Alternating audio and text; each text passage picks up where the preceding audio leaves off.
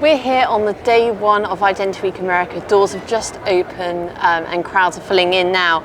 I'm here with Teresa Wu, who's Vice President of IDEMIA. They're here on the show floor. It's really great to speak to you today.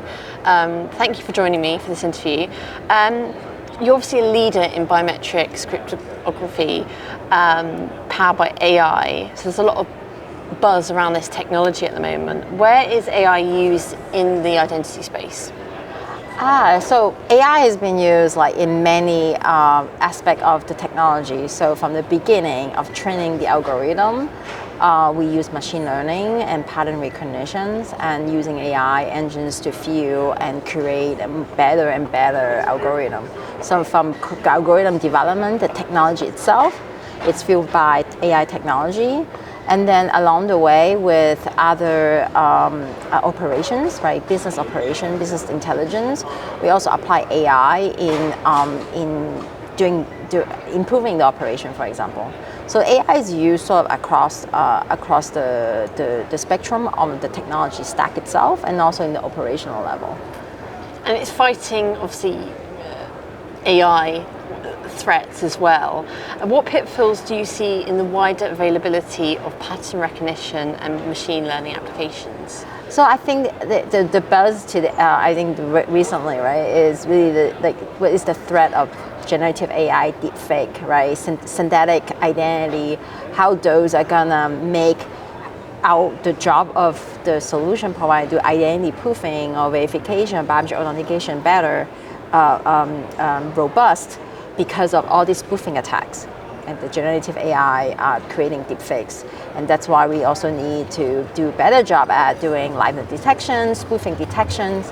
So I think it's sort of like a race, there's always gonna be spoofing attack, there's gonna always trying to exploit vulnerability of the system, of the solution. And the AI kind of fuel both sides, and we need to get the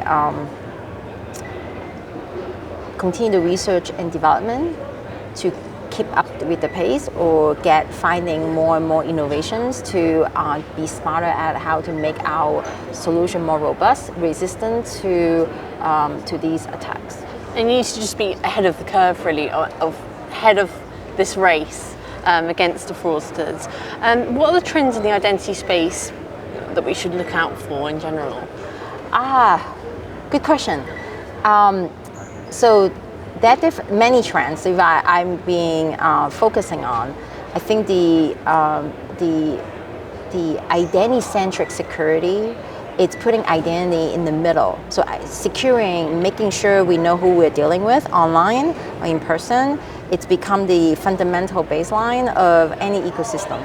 So securing the identity is number one. So the security, for me, the number one trend is cybersecurity.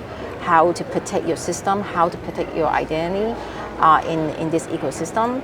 Of course, digital ID, right? Mobile driver license, that's sort of this upcoming trend. Imagine that now your identity is not securely and cryptographically verifiable from your phone. It's powerful, right?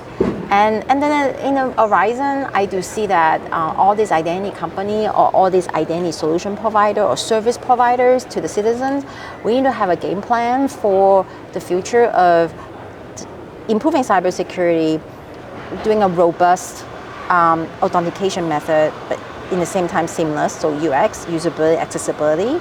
But the next horizon is post-quantum. How we can transition all these solutions we are doing, that it's resisting AI attack, right, spoofing attack, but also being able to be quantum resistant to the quantum computer that is going to break the encryption. So NIST is doing a great work on it. We have about 10, 15 years horizon to be ready for that. Well, we call it the Y2Q, when there's possibility that the cryptographic that we rely on today, it's gonna get broken by the quantum computers, and how we're gonna transition.